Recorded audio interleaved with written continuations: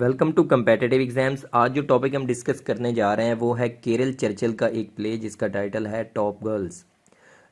इस लेक्चर में हम देखेंगे कि सबसे पहले राइटर का इंट्रोडक्शन देखेंगे, उसके बाद जो करैक्टर्स हैं उनको वन बाय वन डिस्कस किया जाएगा, उसके बाद इस प्ले की समरी और एनालिसिस होगा और at the end of this lecture आपको जो मेजर थीम्स हैं इस प्ले के वो डिस्कस होंगे। तो चलें जी स्टार्ट करते हैं। सबसे पहले है जी एक ब्रीफ सा इंट्रोडक्शन है केरल चर्चिल का, जो कि हमारी राइटर हैं इस प्ले की। तो केरल चर्चिल जो हैं वो एक ब्रिटिश प्ले राइट हैं। 3 सितंबर 1938 को लंदन में ये पैदा हुई थी और इनकी जो खूबी है वो ये है कि इन्होंने फॉर्म जो है उस पर बड़ा काम किया है।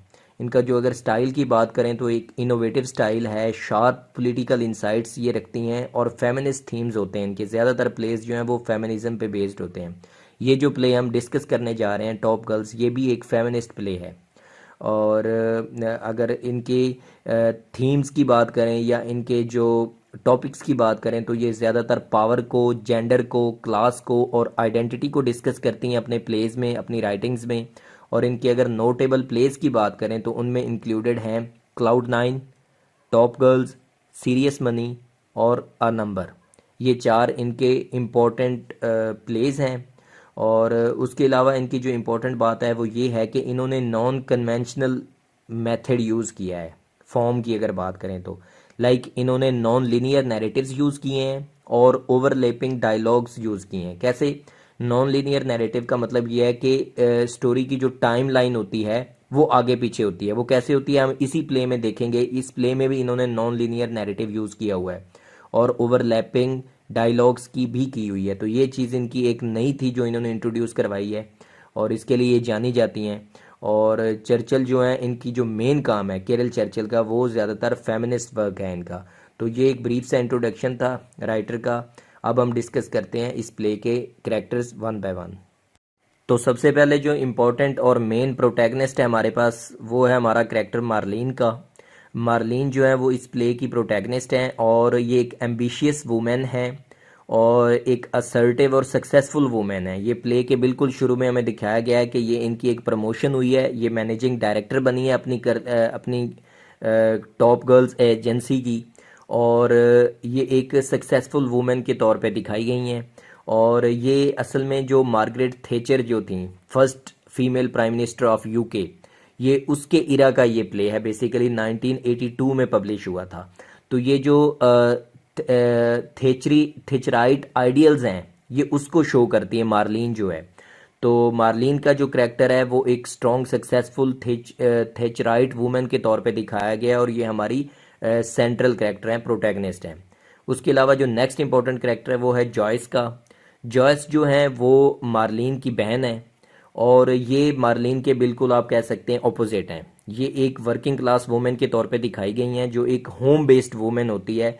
ये मार्लिन की तरह एक बाहर की दुनिया में या कॉरपोरेट दुनिया में नहीं जाती, बल्कि अपनी विलेज में रह के अपने होम कोर्स जो है वो करती है। और अपनी जो बेटी है वो बेसिकली इसकी अपनी बेटी नहीं है बल्कि मार्लिन की है, जो कि प्ले के तीसरे एक्ट में हमें पता चलता है। लेकिन चूंकि हम करैक्टर डिस्कस कर रहे हैं इसलिए मैं आपको शुरू में बता रहा हूँ। तो आपने तो सिर्फ अंडरस्टैंडिंग करनी है ना, अदरवाइज ये एक तरह का क्लाइमेक्स बन जाता है प्ले का। एक इम्पोर्टेंट पॉइंट है जो हमें रिवील होता है थर्ड एक्ट में। तो ये बेसिकली मार्लिन की बेटी को रेज कर रही होती हैं, उसकी यानी कि परवरिश वगैरह कर रही होती हैं। तो ये एक होम बेस्ड एक कन्वेंशनल वूमेन है जो कि मार्लिन का बिल्कुल ऑपोजिट है।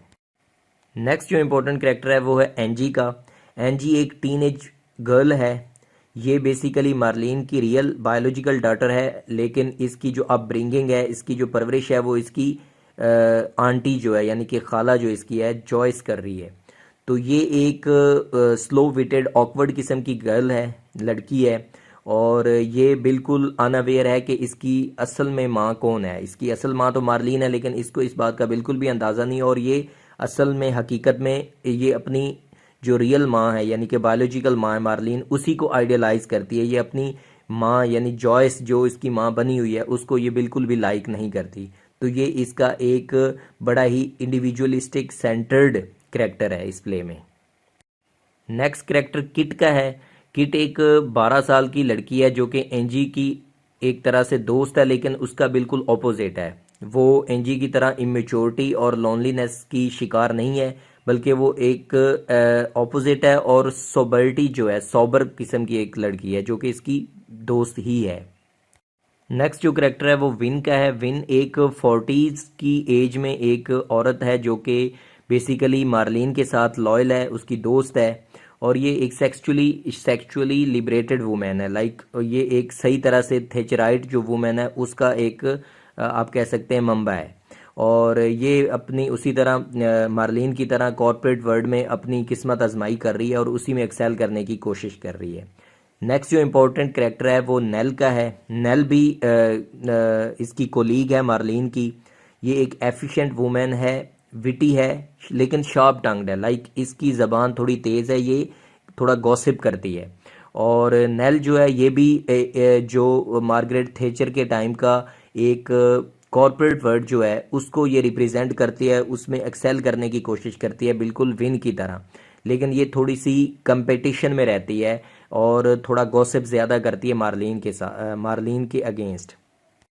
नेक्स्ट जो 5 करेक्टर्स हम डिस्कस करने जा रहे हैं वो हिस्टोरिकल करेक्टर्स हैं, लेजेंड्स हैं उनमें से। और ये करेक्टर्स बेसिकली जब ये प्ले ओपन होता है तो शुरू में, बिल्कुल शुरू में ये करेक्टर्स जो हैं वो जो मार्लिन की डिनर पार्टी है उसमें ये रिप्रेजेंट करते हैं डिफरेंट वीमेन को। तो अब हम इनको वन बाय वन डिस्कस करते हैं। तो सबसे पहले इनमें जो करेक्टर है हमारे पास वो है पोप जॉन का। पोप जॉन बेसिकली एक वुमेन है, और ये एक नाइन्थ सेंचुरी, 9वीं सदी का ये एक वाक़या है जिसमें ये एक मर्द बनने की, यानी कि होती औरत है लेकिन मर्द बन के ये पोप तक पहुंच जाती है, लेकिन या लाइक पॉप बन जाती है। लेकिन बाद में फिर एक प्रोसेशन होती है मजहबी एक रसूम के दरमियान, इसको बच्चा पैदा हो जाता है लाइक इसके, और उसकी डिस्कवरी पे, यानी जब बच्चे की पैदाइश होती है तो उसकी डिस्कवरी पे पता चल जाता है सब लोगों को कि ये तो मर्द था ही नहीं, ये तो एक औरत थी। तो फिर इसको मार दिया जाता है, स्टोनिंग कर दी जाती है। तो ये एक इम्पोर्टेंट करेक्टर है। नेक्स्ट जो हिस्टोरिकल करेक्टर है वो 13th सेंचुरी का, वो है लेडी नीजो। लेडी नीजो जो है ये एक जापानीज़ वुमेन है जो कि जापानीज़ जो इम्पीरियर है उसके कोर्ट की वुमेन है। लाइक उसकी कोर्ट में जो दरबार में औरतें होती हैं उनमें से है। ये बाद में एक बुद्धिस्ट नन बन जाती है, बुद्ध मज़हब में एक नन बन जाती है, और ये यहाँ पे अपनी जो स्टोरी है, अपनी जो सेक्सुअल एक्सप्लॉयटेशन इसने फेस की हुई हैं उसके बारे में जिक्र करती है। तो ये भी एक इम्पॉर्टेंट करेक्टर है। नेक्स्ट जो हिस्टोरिकल करेक्टर है वो है इज़ाबेला बर्ड का। अब इज़ाबेला बर्ड जो है ये एक एडवेंचरस वूमेन है, एक एनर्जेटिक वूमेन जिसने, और ये विक्टोरियन इरा की वूमेन है। इसने विक्टोरियन इरा की जो स्ट्रिक्ट रूल्स थे वूमेन के लिए उसको ठुकराया और अपने जो एडवेंचरस इसकी ख्वाहिशात थी उनको पूरा करने के लिए ये उनको एक्सप्लोर करने के लिए दुनिया को निकल पड़ी। तो ये एक आप कह सकते हैं कि एक विमेन एम्पावरमेंट की एक सिंबल है। नेक्स्ट जो हमारे पास करेक्टर है वो है डल ग्रेट का। डल ग्रेट बेसिकली पीटर ब्रूगल की पेंटिंग मैड मैग का एक करेक्टर है। ये बेसिकली एक वुमेन है, एक पेजेंट वुमेन, एक देहाती वुमेन जो कि औरतों का एक ग्रोह लेके हेल यानी जहन्नम में जो शैतान होते हैं उनके खिलाफ ये लड़ती है, अपनी एक आर्मी बना के औरतों की। ये बेसिकली एक सिंबॉलिक फिगर है। ये रिप्रेजेंट करती है विमेन रिबिलियस नेचर को, लाइक जो उनकी नेचर में बगावत होती है उसको रिप्रेजेंट करती है। और लास्ट जो हिस्टोरिकल करेक्टर है वो है पेशेंट ग्रेसिल्डा का। ये एक चौसर की जो क्लैरिक्स टेल है वहाँ उसका एक करेक्टर है, और ये रिप्रेजेंट करती है अनकंडीशनल ओबीडियंस को जो विमेन अपने हस्बैंड्स के लिए शो करती हैं। लाइक ये बहुत ही एक ओबीडियंट जो वाइफ है उसका एक आप कह सकते हैं एक शाहकार है या उसकी एक सिंबल है। तो ग्रिसेल्डा जो है ये रिप्रेजेंट करती है ओबीडियंस को। तो ये कुछ इंपॉर्टेंट कैरेक्टर्स थे इस प्ले के जो हमने डिस्कस किए। अब हम इस प्ले की जो समरी है उसको डिस्कस करते हैं। टॉप गर्ल्स एक प्ले है जो कि 1982 में पब्लिश हुआ, और ये बेसिकली रिप्रेजेंट करता है जो मार्गरेट थैचर के टाइम के ऊपर पेट्रियार्किकल सोसाइटी थी और कैपिटलिस्टिक जो वैल्यूज़ थी उसके अंदर एक वुमेन जो है उसकी जो सेक्रीफाइसेस हैं उसको रिप्रेजेंट करता है, और वहाँ पे ये रिप्रेजेंट करता है कि उस एक मेल डोमिनेटेड स्ट्रक्चर में किसी एक वुमेन को टॉप पे आने के लिए या किसी भी तरह से एक्सेल करने के लिए कितनी डिफ़िकल्टीज फेस करनी पड़ती हैं, कितनी मुश्किल से वो ऊपर आ पाती है। तो ये बेसिकली 3 एक्ट्स का एक प्ले है। तो हम वन बाय वन इसके एक्ट बाय एक्ट इसको देखते जाते हैं और इसकी समरी करते जाते हैं, साथ में थोड़ी डिस्कशन भी करते जाएंगे। तो एक्ट 1 की अगर हम बात करें तो ये इसमें जो मेन इवेंट है वो है डिनर पार्टी का। तो एक्ट 1 जो है वो प्ले की बिल्कुल ओपनिंग होती है एक डिनर पार्टी जो कि मार्लिन जो है उसको होस्ट कर रही है एक रेस्टोरेंट में, और उसकी जो मेहमान है यानी कि उस डिनर में जो उसके साथ हैं उसके, वो कोई नॉर्मल विमन नहीं है बल्कि वो करेक्टर्स हैं, रिप्रेजेंटेटिव करेक्टर्स हैं, सिंबॉलिक करेक्टर्स हैं। कहाँ से? वो हिस्ट्री से हैं, कुछ लेजेंड्स हैं और कुछ आर्ट से लिए गए हैं। तो वो कौन से करेक्टर्स हैं? जो हमने पहले भी 5 करेक्टर्स डिस्कस कर लिए हुए हैं, दोबारा उनको थोड़ा सा देख लेते हैं। वो वही इजाबेला बर्ड का करेक्टर है जो कि एक विक्टोरियन एक्सप्लोरर है, एक राइटर है, और ये वर्ल्ड वाइड जो ट्रैवल्स और वीमेन जो वीमेन फेस करती हैं डिफ़िकल्टीज़ अपने आप को असर्ट करने में या अपनी जो आज़ादी है उसको हासिल करने में या अपनी जो दिल की बात है उसको फॉलो करने में जो उनको मसाइल का शिकार होती हैं, ये उसको रिप्रेजेंट करती है। ये विक्टोरियन एरा की एक वुमेन है। नेक्स्ट जो इसके साथ मेहमान होती है इसके टेबल पे वो लेडी नीजो होती है। ये एक जैपनीज़ कोर्टिसन है, जैपनीज़ कोर्ट की एक वुमेन है, और बाद में ये एक बुद्धिस्ट नन बन जाती है, और ये अपनी लाइफ की स्टोरी सुनाती है और डिस्कस करती है कि इंपीरियर के कोर्ट में कितनी सेक्सुअल एक्सप्लॉयटेशंस होती हैं और कितना डिफ़िकल्ट होता है अपनी स्पिरिचुअल जर्नी की तरफ आना। और इसकी जो लाइफ है वो सिंबलाइज करती है कि how women's are controlled by male power, कि किस तरह लोग जो मेल्स हैं वो किस तरह विमेन को कंट्रोल करते हैं। तीसरा जो करेक्टर है जो इसके डिनर में शामिल है वो है डलग्रेट का, और ये करेक्टर लिया गया है पीटर ब्रूगल की पेंटिंग मैड मैग से। ये बेसिकली एक पेजेंट वूमेन थी जो कि एक विमेन जो आम औरतें हैं उनकी आर्मी बनाती है, और उस आर्मी के ज़रिए शैतान जो होते हैं जहन्नम के उनके ऊपर हमला करती है। तो ये बेसिकली एक सिंबॉलिक पेंटिंग थी जिसका जो मेन मरकज़ी ख्याल या जिसकी आप कह सकते हैं सेंट्रल जो आइडिया है वो ये है कि इसमें विमेन की जो रिबेलियस नेचर होती है उसको दिखाया गया है। तो ये जो डलग्रेट हैं ये विमेन की जो रिबेलियस नेचर है उस पर बात करती हैं इसकी टेबल पे बैठ के।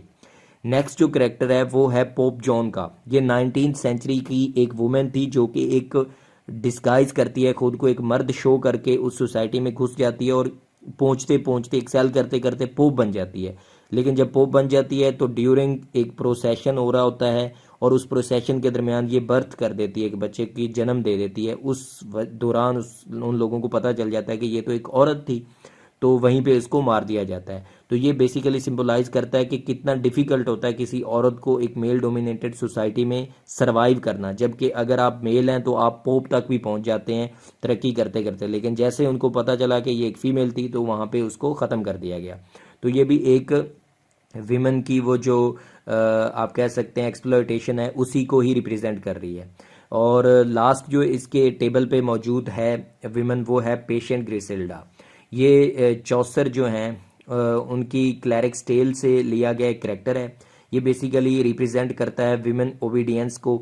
एक बड़ी अच्छी औरत जो अपने मर्द की ओबीडियंट औरत होती है यानी अपने हस्बैंड की बिल्कुल बात मानने वाली औरत होती है, ये उसको रिप्रेजेंट करती है। और ये बेसिकली पेट्रियार्कल कंट्रोल जो है, पेट्रियार्कल अथॉरिटी जो है उसको रिप्रेजेंट उसको सिंबलाइज करने के लिए इस कैरेक्टर को लिया गया है कि किस तरह एक औरत जो है वो अपने हस्बैंड को इस तरह से ओबीडियंट उसकी ओबीडियंस करती है, किस तरह से उसको अपना यानी कि एक तरह से उसकी हर तरह से जो भी बात होती है चाहे वो जायज़ हो नाजायज़ हो उसको मानती है। तो उस तरह की जो वुमेन होती है उसको सोसाइटी में सही माना जाता है, आइडियल माना जाता है। अदरवाइज़ बाकी जो वीमेन हैं जो ख़ुद को असर्ट करना चाहती हैं, ख़ुद की जो उनके अपने जो इरादे हैं उनको एक्सप्लोर करना चाहती हैं, तो उनको फिर रेबिलियस कैटेगरी में डाल दिया जाता है। जबकि पेशेंट ग्रिसेल्डा टाइप जो वीमेन होती हैं इनको आइडियल कैटेगरी में डाला गया कि ये एक प्रॉपर वीमेन होती है। हालांकि वो असल में इसको क्रिटिसाइज ही कर रही है कि इस तरह की वीमेन प्रॉपर वीमेन कभी भी नहीं होती।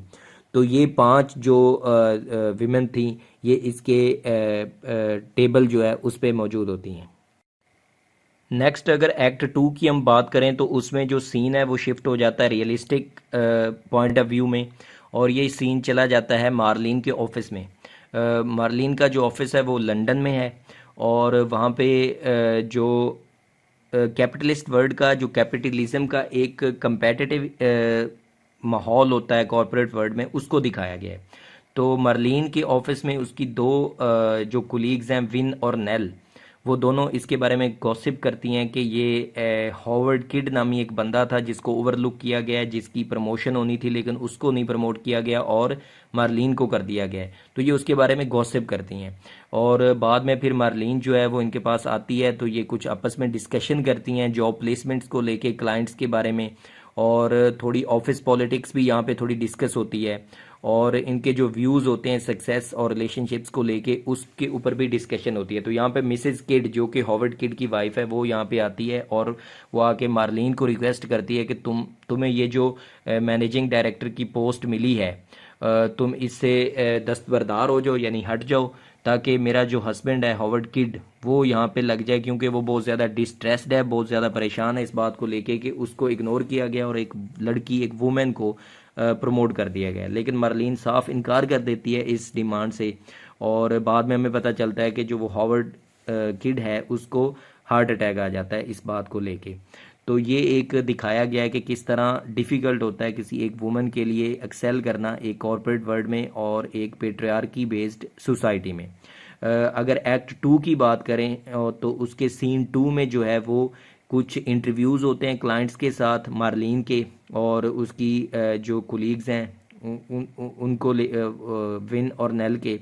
तो जो मेन जो इंटरव्यूज़ हैं वो जिनिन और लूजी के साथ होते हैं। जिनिन जो है ये एक यंग वूमेन है जो कि करियर में एडवांसमेंट चाहती है, तो मार्लिन जो है वो इसको इनकरेज करती है और इसको ये भी कहती है कि तुम प्रमोट होने के लिए झूठ भी बोल सकती हो इंटरव्यूज़ वगैरह में, और जहाँ पे भी जाओ हायर पे की डिमांड किया करो, और मैरिज वगैरह जो है उसको भी पोस्टपोन करो, खुद के ऊपर आप फोकस करो, खुद को आगे एक्सेल होता देखो, खुद के ऊपर काम करो। इसी तरह लूजी जो है उसको भी, वो एक मिडिल एज्ड वूमेन है, वो भी इसी तरह फील करती है कि वो अपने वर्क प्लेस में अनएप्रिशिएटेड फील करती है। तो उसको भी इसी तरह के मशवरे दिए जाते हैं मार्लिन की तरफ से और उसकी दोस्तों की तरफ से कि आप एक इनविजिबल स्ट्रगल कर रही हैं और आप एक ओल्डर वर्किंग वूमेन हैं, तो आप भी अपने आप को एक्सेल करने में जो भी चीज़ें दरकार हैं, जो भी रास्ते बनते हैं, उनको आप एक्सप्लोर करें और आगे जाएं। तो ये एक ऑफिस पॉलिटिक्स और ऑफिस का जो माहौल होता है उसको दिखाया गया, और दिखाया गया कि कितना डिफ़िकल्ट होता है एक वुमेन को इन चीज़ों को मैनेज करना। तो एक्ट 2 जो है उसके सीन 3 की अगर हम बात करें तो उसमें एनजी जो है उसको डिस्कस किया गया है। एनजी कौन है? एनजी बेसिकली मार्लिन की रियल बायोलॉजिकल बेटी है, लेकिन जॉयस जो उसकी सिस्टर है उसके पास गांव में वो रह रही है, उसके घर में। लेकिन एनजी जो है वो बेसिकली जॉयस को लाइक नहीं करती। जॉयस हकीकत में तो उसकी आंटी है, लेकिन एनजी को तो यही लगता है कि वो उसकी माँ है। तो वो जॉयस जो है वो एनजी जो है वो जॉयस को मारना चाहती है, वो उसको बिल्कुल भी लाइक नहीं करती, डिसलाइक करती है। उसकी जो आइडियल वूमेन है वो है मार्लिन, जो कि उसकी रियल मदर है, लेकिन उसको इस बात का नहीं पता, वो उसको अपना आंटी मानती है। तो एनजी जो है वो 16 ईयर ओल्ड है, एक बिल्कुल टीनेज गर्ल है, और ये इसकी अगर हम बात करें साइकोलॉजी की, तो ये एक बिल्कुल ऑकवर्ड गर्ल है, और एनजी बिल्कुल एक इमेच्योर सी गर्ल है। इसके बाद हमारा जो प्ले है वो शिफ्ट हो जाता है एक्ट 3 में। तो एक्ट 3 वो बड़ा इंपॉर्टेंट एक्ट है। इसमें हमें ये चीज़ हमें पता चलती है रीडर को कि एनजी जो है वो बेसिकली मार्लिन की बायोलॉजिकल डॉटर है, ना कि जॉयस की। जॉयस उसकी आंटी है, और एनजी जो है वो एक्ट 3 में मार्लिन के पास जाती है लंदन में, और वो एक्सपेक्ट कर रही होती है कि मार्लिन उसको वेलकम करेगी, लेकिन मार्लिन उसको वेलकम नहीं करती उस तरह से जिस तरह वो एक्सपेक्ट कर रही होती है। तो उसके बाद मार्लिन जो है वो उसको विज़िट करती है अपने जो होम टाउन है, लाइक वो जो गांव में उसकी बहन जॉयस रह रही है उसके पास आती है, और वो वहाँ पे आके अपनी माँ को भी मिलती हैं, और यहाँ पे ये दोनों डिस्कस करती हैं एनजी को।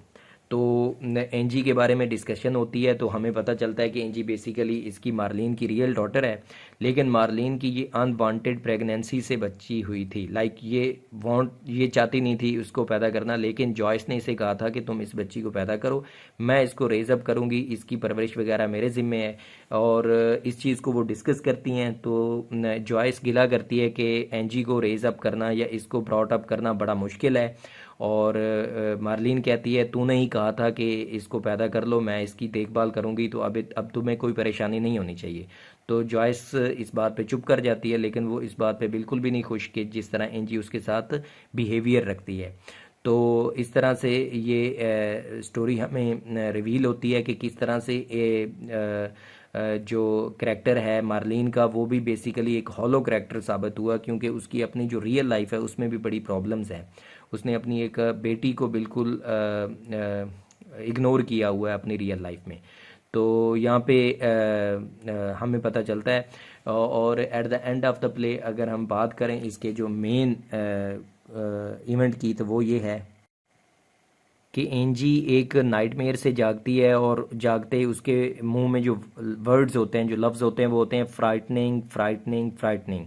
तो पूरा जो प्ले है वो इन वर्ड से गूंज उठता है और हमें पता चलता है कि ये रिप्रेजेंट कर रहा है, ये असल में सिंबॉलिक वर्ड है फ्राइटनिंग, जो रिप्रेजेंट किन चीज़ों को करता है, वो एनजी के अनसर्टन फ्यूचर को करता है, उसकी जो इमोशनल और इकोनॉमिक डेंजर्स उसने फेस करने हैं वर्किंग क्लास वुमेन के तौर पे, उसको रिप्रेजेंट कर रहा है। और जो टॉप हार्श रियलिटी थी टॉप गर्ल्स के अंदर, टॉप गर्ल्स प्ले के अंदर, उसको ये रिप्रेजेंट कर रहा है कि किस तरह ये अंदर से हॉलोनेस का शिकार था। तो ये जो प्ले है उसका एंडिंग इसी चीज़ पे होता है कि एनजी जो है वो एक नाइटमेयर से जागती है और फ्राइटनिंग फ्राइटनिंग के वर्ड्स कह रही होती है और उस पर ये प्ले जो है वो एंड हो जाता है। तो ये एक इसकी ब्रीफ सी समरी थी। अब हम इसके जो मेजर थीम्स हैं उनको डिस्कस करते हैं। तो अगर थीम्स की बात करें तो इसके जो सबसे इम्पोर्टेंट जो कोर थीम है वो है फेमिनिज्म का। Feminism and the cost of female success, कि एक मेल डोमिनेटेड पेट्रियार्कल सोसाइटी में एक औरत को एक्सेल करने के लिए, कामयाब होने के लिए, आगे सक्सेसफुल होने के लिए कितनी दुश्वारी का सामना करना पड़ता है, कितनी मुश्किलात का सामना करना पड़ता है। तो ये उस चीज़ को रिप्रेजेंट करता है जिस तरह से हमें मार्लिन के करैक्टर से पता चलता है कि उसने अपने बिल्कुल अपनी सोशल लाइफ को अबेंडन कर दिया हुआ है, उसने अपनी बेटी को छोड़ दिया हुआ है, उसने अपनी सब चीज़ों को छोड़ के फिर वह जाके वो सक्सेसफुल होती है, लेकिन उसकी वो जो सक्सेसफुलनेस है वो भी हॉलोनेस का शिकार है, क्योंकि वो अपनी बेटी को छोड़ चुकी हुई है। तो इट शोज़ कि how difficult it is for a women to excel in a male dominated society. तो ये उस चीज़ को रिप्रेजेंट करती है। इसी तरह जो हिस्टोरिकल और लेजेंड कैरेक्टर्स जो थे उससे भी हमें पता चलता है कि किस तरह से एक मेल डोमिनेटेड सोसाइटी में through out the history women के लिए एक्सेल करना डिफ़िकल्ट था। जैसे पोप जॉन की हमने स्टोरी देखी थी कि वो एक वुमेन होती है, लेकिन वो जो मर्द बनती है तो वो पोप बनने तक का सफ़र कर जाती है, लेकिन पोप बनने के बाद जब उनको पता चलता है कि ये औरत है, मर्द नहीं था, तो उसको मार दिया जाता है। तो इसी तरह सोसाइटी की जो वीमेन है वो उसको रिप्रेजेंट करती है ये चीज़ कि कितना डिफ़िकल्ट है उनके लिए एक मेल डोमिनेटेड सोसाइटी में एक्सेल करना। नेक्स्ट जो इम्पोर्टेंट थीम है वो है क्लास कॉन्फ्लिक्ट का। यहाँ पे केरल चर्चिल जो है वो राइटर प्ले की, वो इस चीज़ को रिप्रेजेंट करती है क्लास कॉन्फ्लिक्ट को, कि किस तरह से मार्लिन जो कि एक मिडिल या अपर क्लास की वुमेन है, वो एक थेचराइट मार्गरेट थेचर की जो आइडियल्स वुमेन है उसको रिप्रेजेंट करती है, लेकिन उसके अगेंस्ट जो उसकी सिस्टर है वो एक बिल्कुल लो स्ट्रगल वाली लाइफ, एक इकोनॉमिकली चैलेंज्ड लाइफ गुजार रही है। तो ये यहाँ पे इस चीज़ को हाईलाइट करती है ये चीज़ कि एक अपर क्लास वुमेन के लिए लाइफ इजी है एज़ कंपेयर टू एक लोअर क्लास वुमेन जो कि स्ट्रगलिंग लाइफ गुजार रही है कहीं गांव देहात में, उसको बिल्कुल इग्नोर किया जाता है। लेकिन ये जो फेमिनिज्म है ये सिर्फ अपर क्लास के लिए, या ये जो एम्पावरमेंट है ये अपर क्लास के लिए, लो क्लास वीमेन के लिए इसमें कुछ नहीं रखा। तो ये उस कंट्रास्ट को भी रिप्रेजेंट करता है। तो इसमें क्लास कॉन्फ्लिक्ट का भी एक एलिमेंट पाया जाता है इस प्ले में। लास्ट में जो इम्पोर्टेंट हम थीम डिस्कस करेंगे वो है मदरहुड का और सेक्रीफाइस का, कि यहाँ पे हम देखते हैं कि एक तरफ तो मार्लिन जो है वो अपने मदरहुड का जो पूरे का पूरा बर्डन है उसको लीव करती है, अपनी बेटी को अबंडन करती है, उसको छोड़ देती है, और उस वजह से वो सक्सेसफुल हो जाती है, मैनेजिंग डायरेक्टर बन जाती है टॉप गर्ल्स एजेंसी की। लेकिन ऑन द ऑपोजिट अगर हम देखें तो उसकी जो बहन है, उसकी जो बहन जॉयस है, वो बिल्कुल उस मदरहुड के जो इंस्टीट्यूशन है उसका ख्याल करती है, और वो अपनी भांजी जो कि उसकी एक्चुअल में बेटी नहीं है बायोलॉजिकली, लेकिन उसको वो ब्रॉट अप करती है, उसकी परवरिश करती है और मदरहुड का जो इंस्टीट्यूशन है उसको बरकरार रखती है। तो ये रिप्रेजेंट करता है कि सेक्रीफाइस दोनों तरफ है। लाइक एक की सेक्रीफाइस ये है कि उसने अपनी मदरहुड के इंस्टीट्यूशन को डिस्ट्रॉय कर दिया अपनी पर्सनल सक्सेस के लिए, जबकि दूसरी तरफ जो वो भी वुमेन है लेकिन वो अपने मदरहुड जो माँ का एक दर्जा है उसका जो इंस्टीट्यूशन है उसको बरकरार रखती है और उसी डिग्निटी के साथ उसको अपने बच्चों को ब्रॉट अप करती है। लेकिन सेक्रीफाइस उसका भी है, वो अपने पर्सनल एम्बिशंस को यहाँ पे सेक्रीफाइस कर रही है एक अपनी बेटी को या अपनी भांजी को ब्रॉट अप करने के लिए, जबकि ऑन द ऑपोजिट माँ मदरहुड का जो इंस्टीट्यूशन है उसकी सेक्रीफाइस दे दी गई है अपने पर्सनल सक्सेस के लिए। तो दोनों तरफ से वुमेन जो है वो अपनी जो सेक्रीफाइस है वो दे रही हैं मदरहुड के इंस्टीट्यूशन की।